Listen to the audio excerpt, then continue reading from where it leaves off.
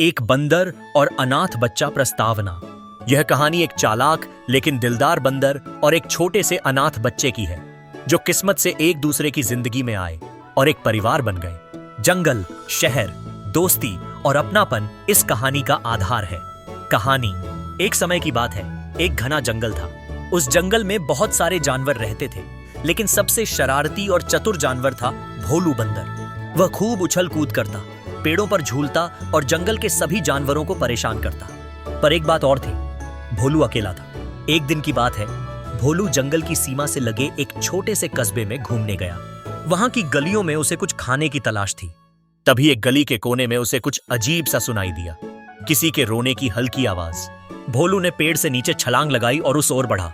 एक टूटी फूटी झोपड़ी के पास एक कंबल में लिपटा हुआ एक नन्हा सा बच्चा बैठा था। भूखा प्यासा, गालों पर आंसू और चेहरे पर डर साफ झलक रहा था।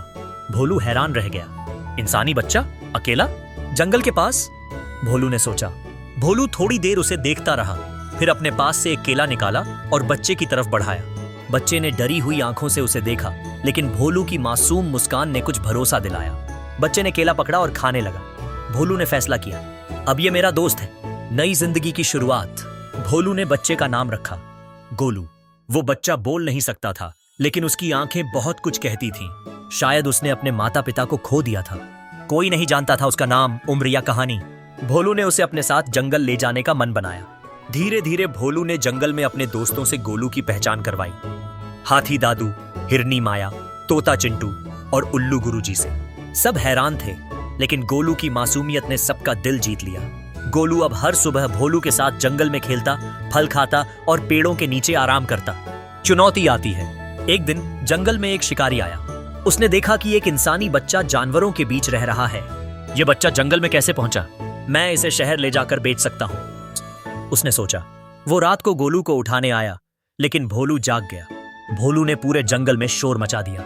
हाथी दादू ने जोर से चिंगाड़ मारी, हिरनी माया दौड़ पड़ी और तोता चिंटू ने गांव वालों को खबर दी। कुछ ही देर में शिकारी भाग गया। गोलू बच गया, लेकिन अब एक सवाल खड़ा हुआ, क्या इंसानी दुनिया उसे फिर से नहीं ढूंढेगी? क्या उसे वापस शहर जाना चाहिए? जंगल बन गया परिवार। एक दिन गांव की एक औरत जंगल में आई। वो एक एनजीओ से थी। उसने गोलू को देखा और भोलू से डरने के बजाय प्यार से बात की। उसने कहा, हम इसे वापस शहर ले जा सकते हैं, स्कूल भेज सकते हैं, लेकिन अगर यह खुश है तो हम यहां भी इसकी देखभाल कर सकते हैं। भोलू ने गोलू की तरफ देखा। गोलू ने भोलू का हाथ कसकर पकड़ लिया। उसकी आंखों में जवाब था, मैं यहीं रहना चाहता हूं। अंत गोलू अब जंगल का हिस्सा बन चुका था। एनजीओ वालों ने जंगल के पास एक छोटी झोपड़ी बनवा दी, जहां गोलू रह सकता था। भोलू उसका संरक्षक बन गया। वो अब न सिर्फ दोस्त थे, बल्कि एक परिवार बन गए थे।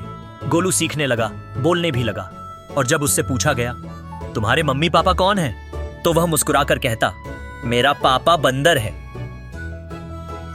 इस कहानी से हमें यह सीख मिलती है कि परिवार खून का रिश्ता नहीं, दिल का रिश्ता होता है।